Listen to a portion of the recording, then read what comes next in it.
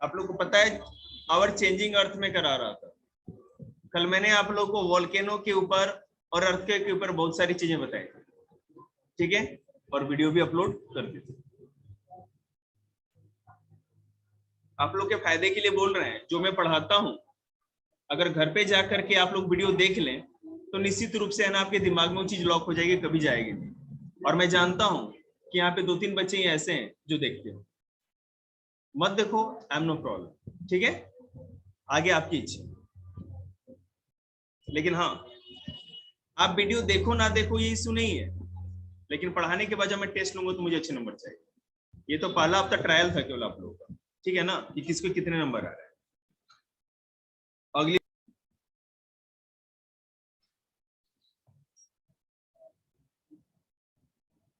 देखिए,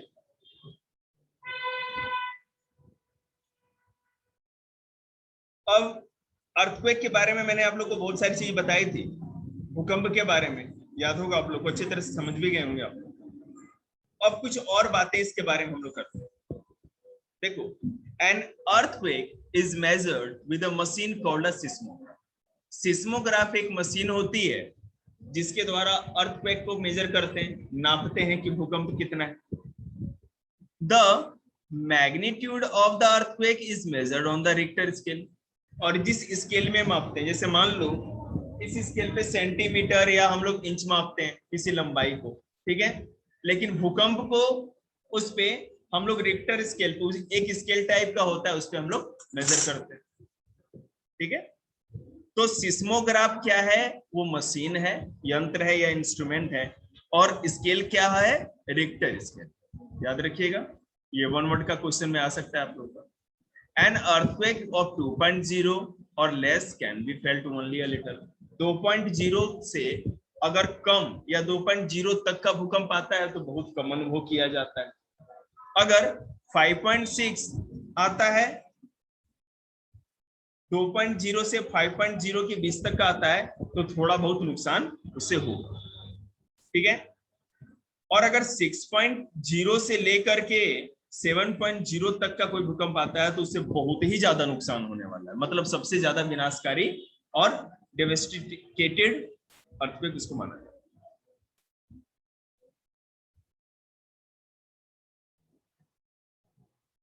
आगे देखिए, अब अर्थक्वेक और जो भी मेरे को पढ़ाना था उधर तो मैंने बहुत ज्यादा आप लोग को क्लास दे दी, वीडियो बना दिया, मेहनत कर दिया है ना, और उस पर सब बच्चे लिपापोती कर रहे हैं। लेकिन अब आगे सीधे हम लोग चैप्टर पे आएंगे, ज्यादा ज्ञान लेने के लायक है नहीं आप, तो ना देंगे भी नहीं आप। The landscape is being continuously worn away by two processes, weathering और erosion. कोई पहाड़ है, चिंता मत करो, गेहूं के साथ घुन नहीं पिसेगा, जो पढ़ने वाले हैं उनको मौका भी मिलेगा। जो पहाड़ है, कोई प्लेटो है, मैदान का इलाका है, कोई जगह है, तो दो चीजों के कारण जो भी उसका साइज है कटता छटता रहता है, टूटता रहता है। जो जिस साइज का है वो वैसा नहीं रहता, समझ रहे? अब वो कैसे? दो प्रोसेस ऐसे हैं जिससे ये होता है। एक तो होता है वेदरिंग और दूसरा होता है इरोजन।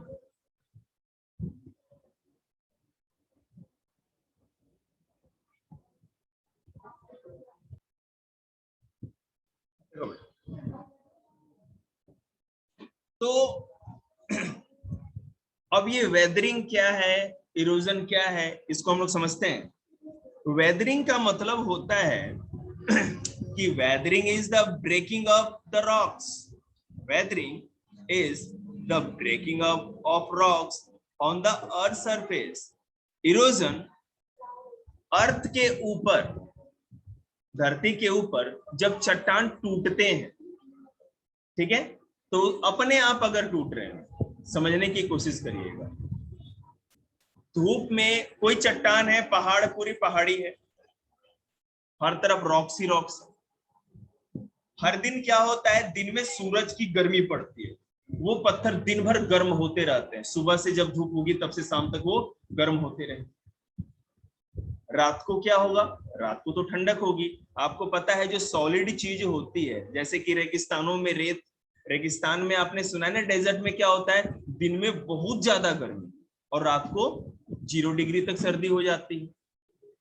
ऐसा क्यों होता है, कोई बच्चा बता सकता है, बताओ।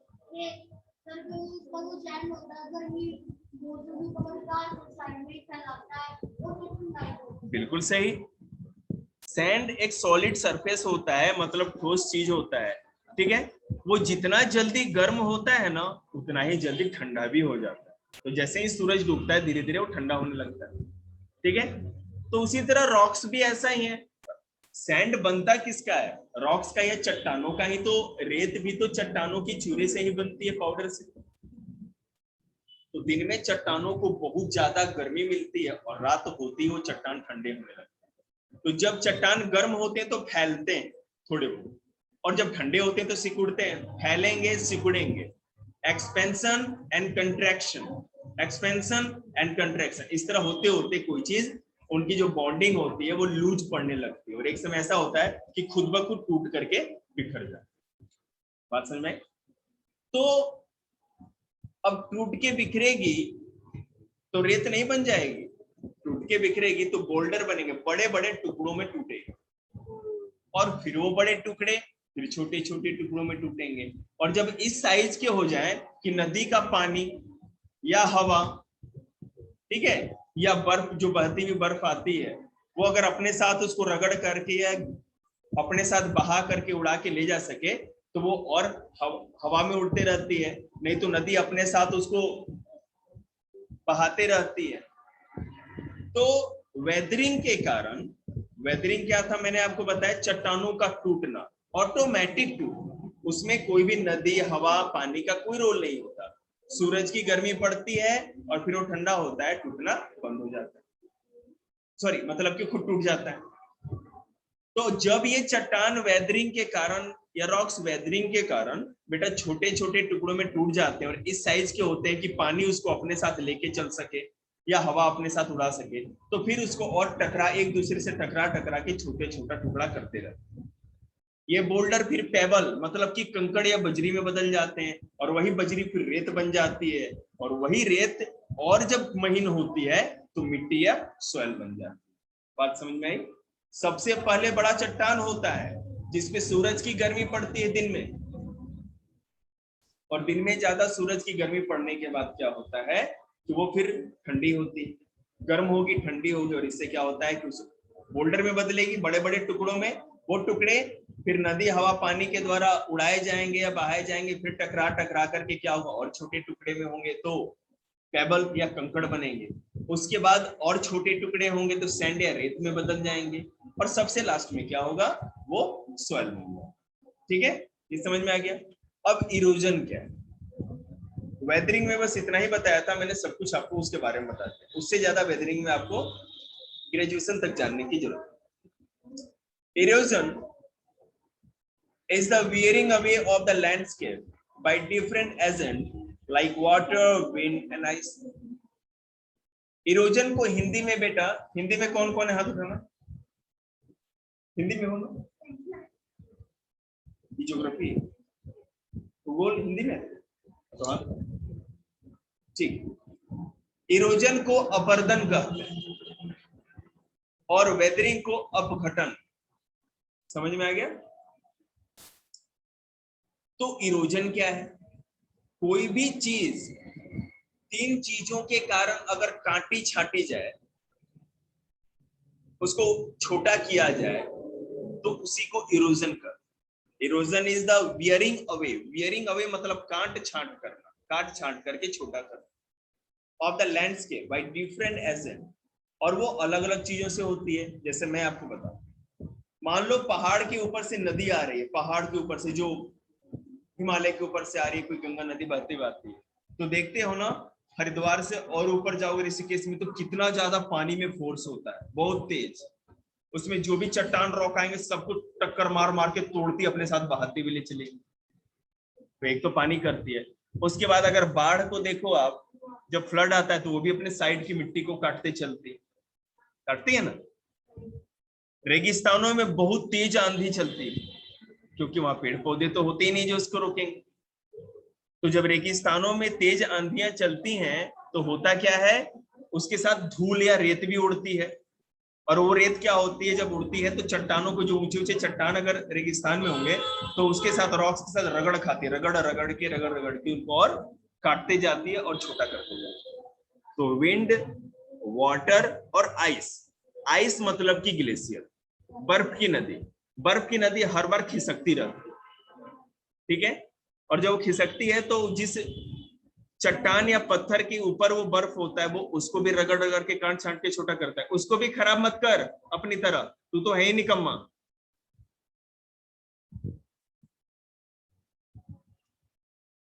इसी को कहते हैं इरोजन या अपर्दन। तो अपर्दन क्या हुआ, वाटर, विंड या आइस के द्वारा, ठीक है, किसी भी लैंडफॉर्म को, बेटा वो मैदान या फील्ड हो सकता है, प्लेन, प्लेटो या पठार हो सकता है, या माउंटेन या पर्वत या पहाड़ हो सकते हैं, उनको जब इरोजन के ये जितने भी एजेंट्स हैं, विंड, वाटर एंड आइस, ये काट छांट के छोटा करें तो इसी को हम लोग क्या कहते हैं, इरोजन। क्लियर है? आगे देखते हैं।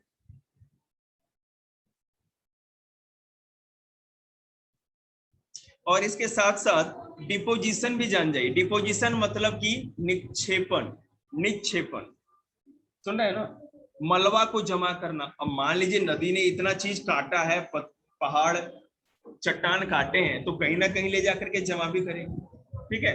बाढ़ जब आती है, फ्लड जब आती है, तो अपने साथ जितनी भी जगह को काटती है वो ले जाकर के सब जगह तक फैलाते जाती है मिट्टी को।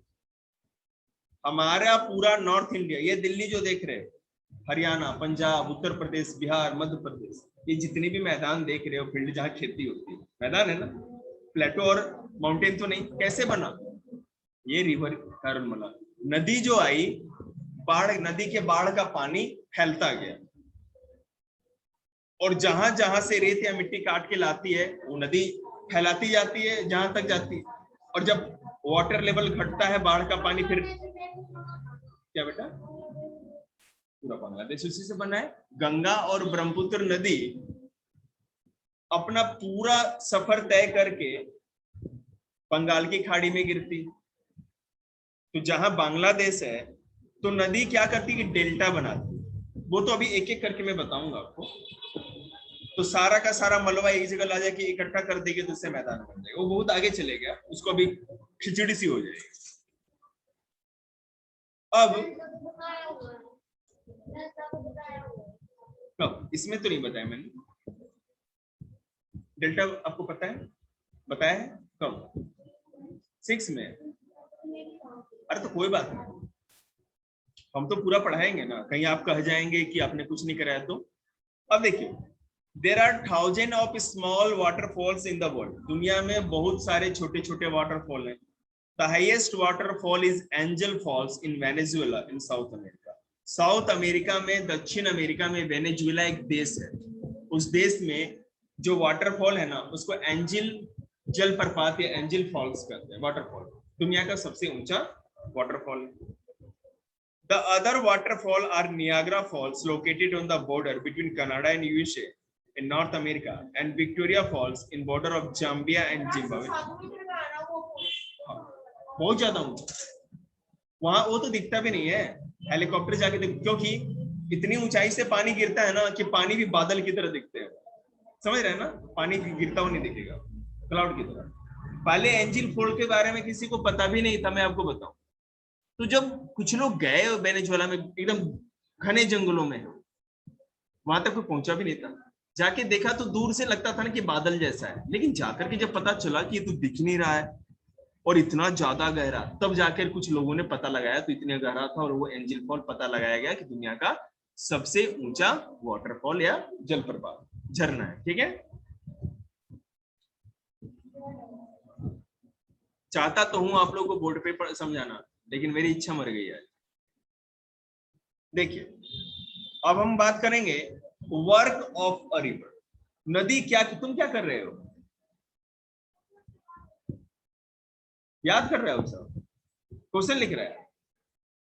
वर्क ऑफ ए रिवर, नदी के कार्य, नदी क्या काम करती है। देखिए, The running water in the river erodes the landscape when the river tumbles at steep angle over very hard rocks or down a steep valley sides. It form a waterfall.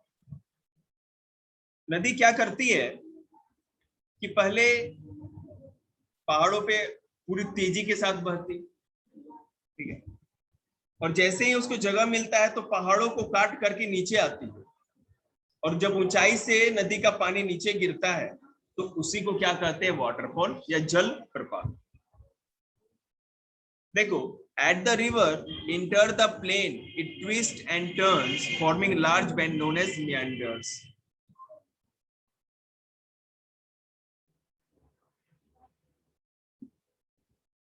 देखो, मैंने यहाँ पर आप लोग के लिए वर्क ऑफ रिवर के बारे में बताया। नदी आपको पता है क्या होती है, जब पहाड़ से उतरती है ना तो उसके अंदर बहुत ताकत होती है, क्योंकि ढाल होता है, स्लोप जितना ज्यादा होगा अर्थ की ग्रेविटी उसको उतनी अपनी तरफ खींचेगी, तो जो भी रास्ते में आता है ना उसको काटते हुए चलते हैं, समझ रहे हैं। लेकिन जब मैदानों में आती है ना तो उसको हो जाती है थोड़ी प्रॉब्लम, क्योंकि उसके पास उतनी स्पीड नहीं होती, क्योंकि मैदान एक जैसे लेवल के होते हैं, फ्लैट होते हैं, ठीक है। अब वो ऐसे तो होते नहीं पहाड़ की तरह जो फोर्स ज्यादा होगा। अब अगर इस तरह फ्लैट होते हैं तो जो नदी इसके ऊपर बहेगी उसको भी आराम से धीरे धीरे धीरे धीरे स्लो स्लो स्लो करके बहेगी, और ये जो होगा तेजी से बहेगी। समझ में आ रहा है बात आपको? आ रही है बात समझ? तो इसी कारण से नदी को जब भी कोई रास्ता ऐसा मिलता है ना जहां कोई हार्ड चीज मिलती है जिसको नदी नहीं काट सकती, तो अपना रास्ता टेढ़ा मेढ़ा बनाते हुए चलती, ठीक है। ये कहाँ पे होता है, मैदानों में, प्लेन, जैसे दिल्ली कैसे, जमुना कैसे, इस तरह की जगहों पे ऐसा। नदी जब बहुत ज्यादा तीखा मोड़ लेती है, बहुत तीखा मोड़ लेती है, तो इस तरह के मोड़ को ही मियांडर करते हैं। मैदानों में, प्लेन एरिया में नदी द्वारा या रिवर के द्वारा जब बहुत ज्यादा तीखा मोड़ लिया जाता है, या क्या कहते हैं, ये एक इस तरह से लेती है, टर्न लेती है, तो इसी को हम लोग क्या कहते हैं, मियांडर करते हैं। एक समय ऐसा होता है कि ये मोड़ इतना ज्यादा तीखा हो जाता है कि यहाँ से ये मेन से, जैसे मान लो बेटा ये मोड़ है, अब कुछ धाराएं है ना यहाँ से लेकर के ऐसी स्थिति निकल के इसमें आ गई, ठीक है, एक यहाँ से ये भी बनने लगे, और धीरे धीरे क्या हुआ कि यहाँ से ही पानी ज्यादा आने लगा और ये इससे टूट करके अलग हो गया, ठीक है, टूट करके अलग हो गया। तो अब नदी ऐसे ही बहने लगी और ये छाड़न कहते हैं, जिसको गोखुर लेक कहते हैं। नदी द्वारा छोड़ा गया रास्ता, उसको क्या कहते हैं, ऑक्सबो लेक। ये क्या होता है, एक धनुष के जैसा होता है, बिल्कुल, है ना, जैसे कि मैंने यहाँ बनाया, तो इससे अलग होकर के ये अलग हो गया। और ये कैसे अलग होता है, जब नदी बहुत तीखा मोड़ ले लेती है तो वो पानी उतना घूम करके नहीं जा पाता, तो क्या करती नदी, सीधा सीधा पानी निकाल लेती है अपना, एक दूसरी भी लाइन बन जाती है, एक धारा बन जाती है, और ये वाला टूट करके अलग हो जाता है रास्ता। तो टूट करके नदी की मेन वे से या रास्ते से टूट के अलग होने से जो झील बन जाती है उसी को ऑक्सबो लेक कहते हैं। क्लियर है? और मेंडर आप समझ ही गए होंगे। चलिए देखो, मैं फ्लड प्लेन बताना भूल गया था। नदी जब मैदानों में बहती है, ठीक है ना, मैदान से किसी प्लेन के इलाके से बहती हुई आती है, तो क्या करती है, हर बार जो बाढ़ आती है नदी में, ज्यादा पानी आता है, तो अपने दोनों किनारे, जिसको कि तटबंध और इंग्लिश में एम्बैंकमेंट कहते हैं, उससे पानी ओवरफ्लो होके दोनों साइड फैल जाता है, और वहां तक फैलता है जहां निचला इलाका होता है। ये दोनों बाउंड्री देख रहे हैं, मतलब कि ज्यादा ऊंचा का दूर के इलाके होंगे जो ज्यादा ऊंचे होंगे। तो अब इसके बीच में ही हर साल बाढ़ का पानी फैला रहता है, और नदी जो भी मलबा अपने अंदर रखती है, जब बाढ़ का पानी बाहर जाता है तो साथ साथ ये मिट्टी भी बाहर बाहर फैलती है। इसी को बेटा फ्लड प्लेन कहते हैं या बाढ़ का मैदान कहते हैं। नदी में ज्यादा पानी होने से, बाढ़ के आने से, हर साल नदी अपने दोनों किनारों पर जो मिट्टी बिछाती है जो सॉइल डिपॉजिट करती है और उस डिपॉजिट करने से या जमा करने से जो मैदान बनता है उसी को फ्लड कहते हैं। क्लियर है? ठीक, जैसे कि मैंने बोला, कहीं आप कंफ्यूज ना हो जाए, लीवीज भी कहते हैं। ये जो बाउंड्री आपको दिख रही है ना, मतलब बाढ़ का पानी जिससे आगे ना जाए, जिस ऊंचे इलाके से, उसके बीच में ही रहे, तो उस बाउंड्री को, नेचुरल बाउंड्री को ये हम लोग क्या कहते हैं, लीव्स कहते हैं। और नदी का अपना जो केवल बांध होता है दोनों किनारा, उसको क्या कहते हैं, एम्बैंकमेंट या तटबंध। ठीक है, आगे देखिए।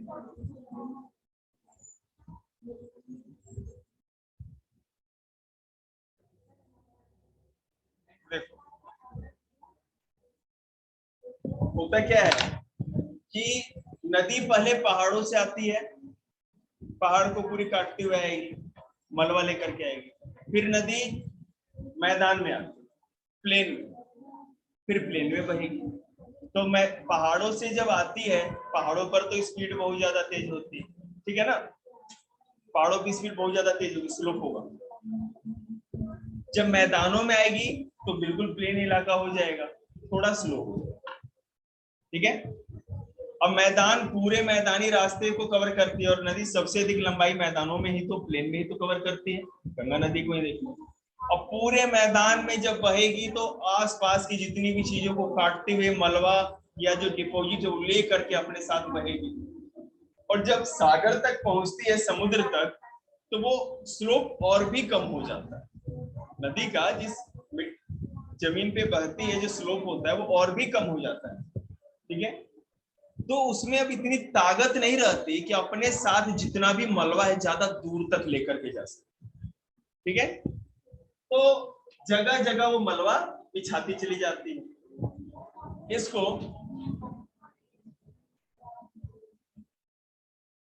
ये है बेटा मेन रिवर, सॉरी ये वाला मुख्य नदी, और इससे जो ये निकली हुई है जितनी भी, इसको ट्रिब्यूटरी कहते हैं या डिस्ट्रीब्यूटरी।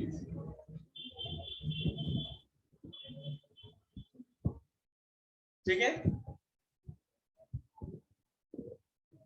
ये सारे डिस्ट्रीब्यूटरी है, मतलब ये नदी के पानी को, मलबे को दूर दूर तक नहीं लेके जा सकती, और ज्यादा आगे तक उतने मलबे को अपने साथ नहीं ले जा सकती।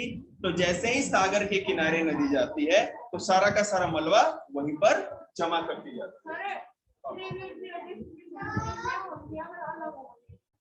हाँ, जब अब देखो मैं बता रहा हूँ, ट्रिब्यूटरी तो खैर अभी रहने दो, डिस्ट्रीब्यूटरी से वितरिकाएं इसको करते हैं, वितरिकाएं।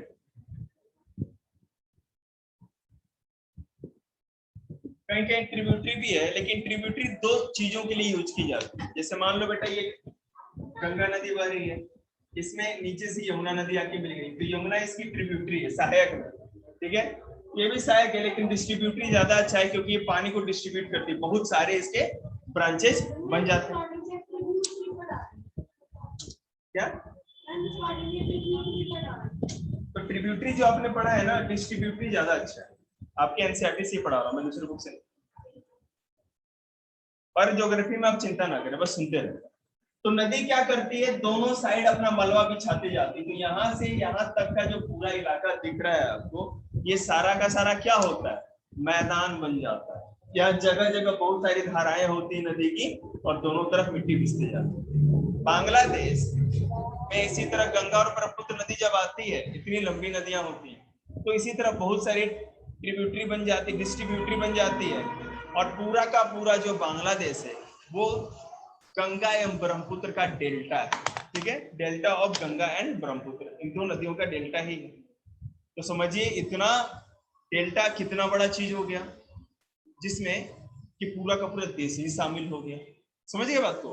तो गंगा और ब्रह्मपुत्र नदी ने ला करके समुद्र में मिट्टी बार बार लाखों साल तक बिछाई, जिससे कि ब्रह्मपुत्र देश का निर्माण।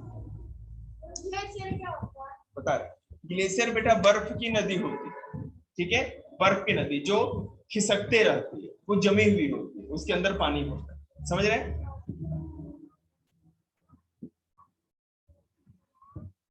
तो जैसे जैसे ग्लेशियर आगे बढ़ता जाता है, ठीक है, या तो चट्टानों पर रगड़ होती है, कोई भी चीज, मिट्टी क्या है, पत्थर के ऊपर है, आप जमीन खोदना स्टार्ट करो, बोरिंग करोगे तो पत्थर मिट्टी मिलता है कि नहीं मिलता है, कभी ना कभी मिट्टी खत्म होगी।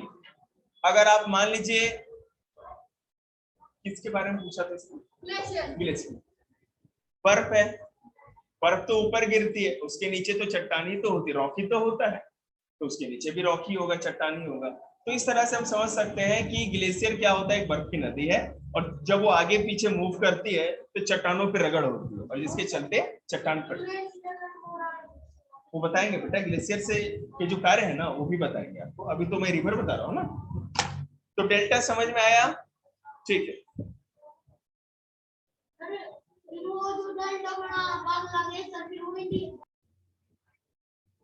देखो क्या है, ये मैंने वर्क ऑफ सी वेव्स बनाए, वर्क ऑफ सी वेव्स, समुद्री लहरों के जो काम है उसने क्या किया, कैसे किया, उसके बारे में। पहले समुद्र क्या करता है आपको पता है ना, किनारे के तरफ तेज लहरें आती हैं, सागर की तेज लहरें आती हैं, बार बार किनारे को टक्कर मारती है, लाखों साल तक ये काम होता है। तो बार बार टक्कर लगने से आपको पता है कि बार बार कोई चीज होने से, रगड़ होने से कुछ ना कुछ तो कटेगा, टूट फूट। तो कभी कभी क्या होता है कि सागर के किनारे चट्टान का पूरा टुकड़ा है, और बार बार समुद्र की लहर पड़ पड़ के इसको खुरच खुरच के निकालते जाती है, जिससे कि गुफा टाइप का बन जाता है गहराई। तो सी केव बन जाती है, गुफा बन जाती है, अभी नहीं।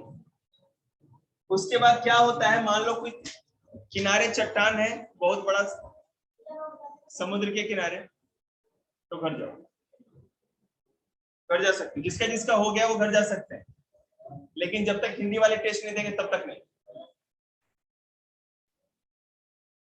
हिंदी वालों का भी टेस्ट कैंसिल, बाद में लेंगे, जाइए सारे घर जाइए, छुट्टी है, ऐस करिए।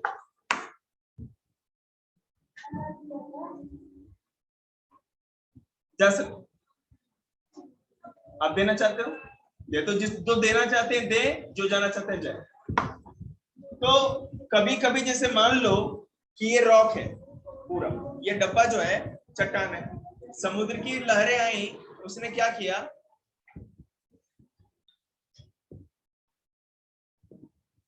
समुद्र की लहरें आई और बार बार ठोकर मार रही है इसमें, इतना ठोकर मारा कि आर पार कर दिया, बिल्कुल इस पार से उस पार खोखला बना दिया।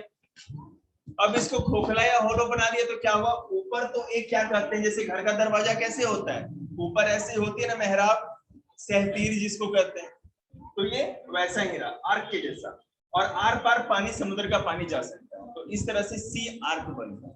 बात समझ में आ रही है आप लोग को?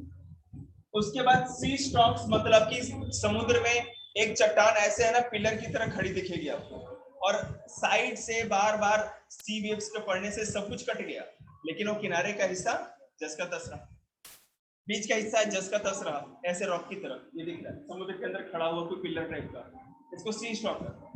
सी क्लिफ क्या होता है कि समुद्र का पानी जो है ना, वेव जो तरंगे होती है बार बार किनारे से टक्कर लगाती रहती है, लगाती रहती है, लगाने से किनारे वाले हिस्से को बिल्कुल खड़ा बना देते हैं, बिल्कुल खड़ा, ठीक है, खुरच कर और नुकीला सा, इस तरह से, इसको सी क्लीव करते हैं। समझ में आ गया?